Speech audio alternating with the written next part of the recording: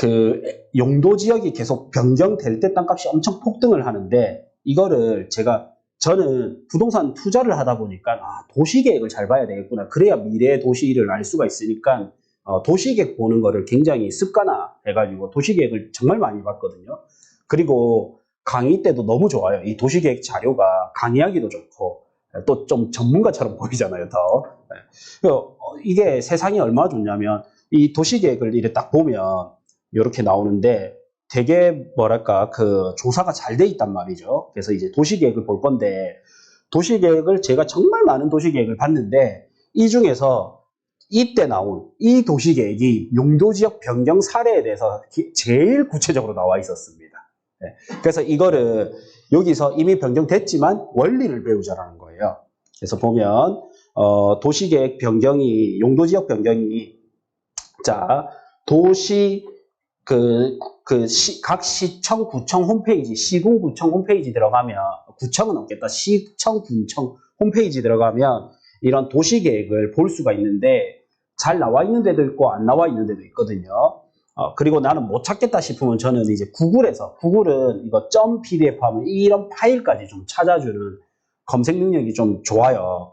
그래서 제주도시관리계획 .pdf 딱 하면 이렇게 검색이 돼요.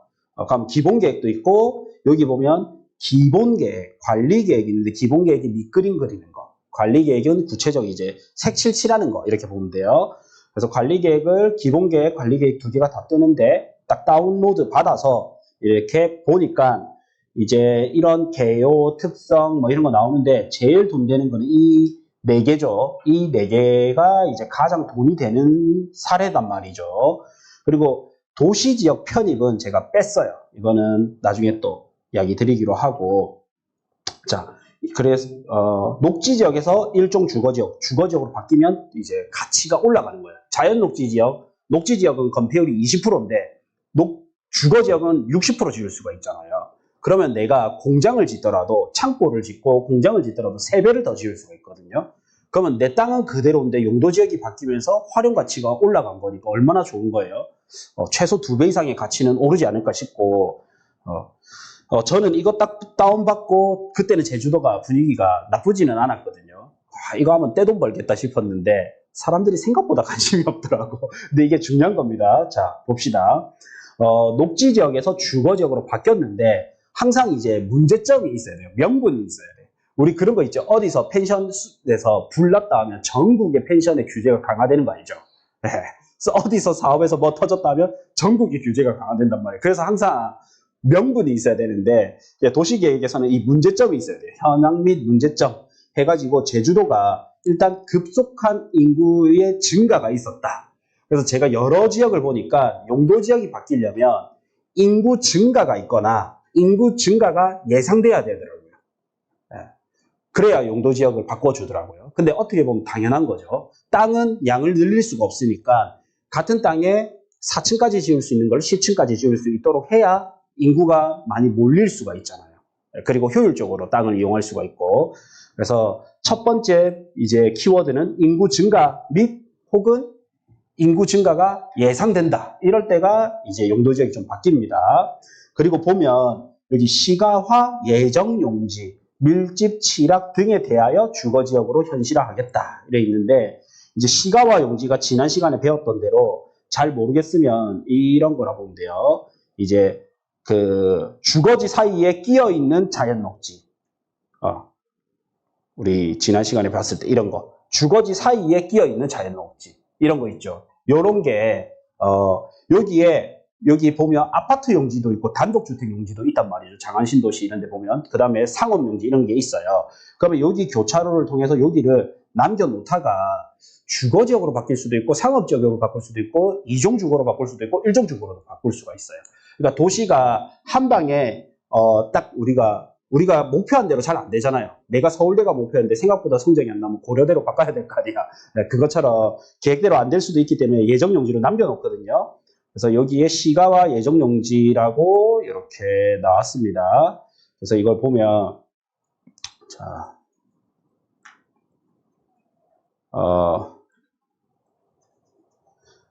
자, 그리고 저는 여기서 취락지구라는 거에 좀 집중했으면 좋겠고, 그 다음에 주거지역의 연접. 그러니까 주거지역, 저는 이왕 녹지지역을 살 거라도 주거지 옆에 녹지지역.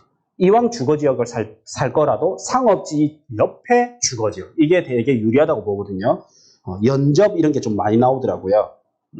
그래서 보면 어떻게 바뀌었냐면 요렇게 이게 도시 계획의 PDF를 그대로 제가 캡처를 한 겁니다. 그대로 스크린샷 찍어가지고 그 파일 그대로 딱 가져온 거예요. 이를 보면 이게 요 위성지도로 봤을 때는 요렇고 항공사진이라고 나오고 요렇게 바뀔 거다.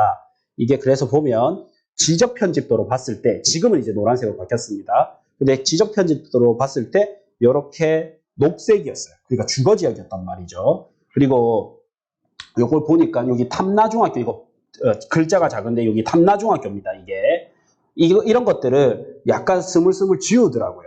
왜냐면 이제 항공소에서 봤을 때는 이런 정보를 가지고 투기가 일어나면 안 되기 때문에 이거를 약간 투기 방지를 하려고 좀 하는데 근데 보이죠. 중요한 거는 그래서 이게 좀 자세히 보면 탐나중학교 저는 탐나중학교 검색해서 요 밑에 요만큼이 바뀌구나. 그래서 여기가 바뀌구나 알 수 있었던 겁니다. 그리고 여기 가운데 보시면 바뀌는데 여기서 요 가운데 이 도로 있죠. 요 도로 가운데 도로도 새롭게 생기네. 그리고 지금은 요 가운데가 도로가 없네. 근데 도시계획에서는 여기서 보면 도로선이 있잖아요. 그리고 딱 봐도 굵기가 좀 굵죠. 그래서 보통은 큰 도로부터 순차적으로 하거든요. 도시계획이. 작은 도로를 하는 게 아니고 우리 척추부터 맞추듯이 중심부터 맞춘단 말이에요. 고속도로 먼저 하고 국도 하고 그 중에서도 이제 그 다음 지방도 이러는데 항상 중심부터 합니다. 근데 제가 봤을 때 제일 중심이 이 도로거든요. 요 땅에서는 요 블럭에서는. 그러면 저는 요 블럭에 이 도로를 끼고 요런 땅들은 어떠냐면요. 현재 맹지에다가 자연 녹지인데 주거지역으로 바뀌어주고 도로도 내주들란 말이죠. 최고 아니에요? 이런 거를 보면 어디가 돈 되는 땅인지 볼 수 있다는 거죠. 이것도 도시계획에 나온다라는 거고. 그래서 지금 보면 여기가 이제 일종 일반 주거지역으로 바뀌어 있습니다.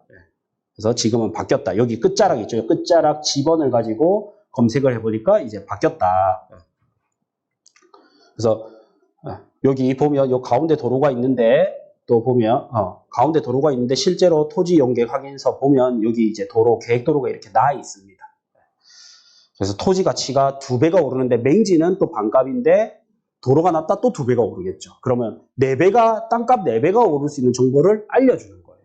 단지 누구한테나 공개가 돼 있는데 단지 내가 어디서 받고 어떻게 해석해야 되는지를 몰랐을 뿐인 거지. 그 다음에 보면 여기도 이제 일종 주거지로 바뀌었고 여기도 자연 녹지였는데 이렇게 바뀌었다라는 이런 내용들이 있었고요. 또 주목할 만한 거는 여기 이 바뀐 거 다 캡처를 해와서 그렇습니다. 요거 색깔 보시면 지금 내가 블럭 표시한 거하고 요 왼쪽 편에 제일 왼쪽 편에 여기 색깔이 이 두 개가 좀 다르죠. 이 두 개가 다른데 요 좀 진한 녹색이라 해야 되나? 좀 진한 녹색이 자연 취락지구로 지정이 돼 있는데요. 나중에 저희가 배울 건데 이제 용도 지역은 자연 녹지 똑같은데 용도 지구라고 해서 자연 취락지구라는 용도 지구가 있어요. 말 그대로 자연적으로 취락지구가 형성된 곳을 이제 조사를 해가지고 여기는 자연 취락지구로 지정을 해줘요. 그러면 거기는 지자체에 따라서 60%까지 최대 건물을 지을 수가 있어요. 자연 녹지인데도 불구하고. 부산 같은 경우에 40%, 울산 같은 경우에 60%. 그래서 좀 약간 경기도도 60% 많이 짓게 합니다. 그래서 용인에 가면 어떠냐면 용인은 계획관리지역이 없는데 자연녹지 지역이 많아요. 그럼 자연녹지 지역 100평 땅 사도 건물은 20평밖에 못 짓는 거예요. 땅값도 비싼데 20평밖에 못 짓는단 말이에요. 근데 자연 취락지구는 60% 지을 수 있잖아요. 그러면 주거지가 안 바뀌더라도 60%를 지을 수 있기 때문에 완전 대박인 거거든요. 공장을 3배 면적을 더 지을 수 있단 말이에요. 근데 땅값이 몇 프로 차이 나냐? 뭐 한 10%, 20% 혹은 가격이 같을 때도 있어요. 그러면 우리는 자연 취락지구를 조금 돈을 더 주거나 아니면 같다면 자연 취락지구를 사는 게 무조건 이득입니다. 그러면 임대료가 경기도는 임대료가 진짜 잘 나오거든요. 인구가 많다 보니까. 그럼 임대 수익이 3배가 더 높아요.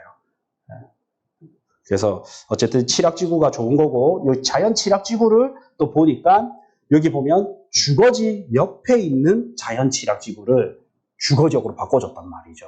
그러면 나는 자연 녹지보다는 자연 칠학지구가 좋고, 칠학지구 중에서도 주거지역 옆에가 좋다라는 거예요.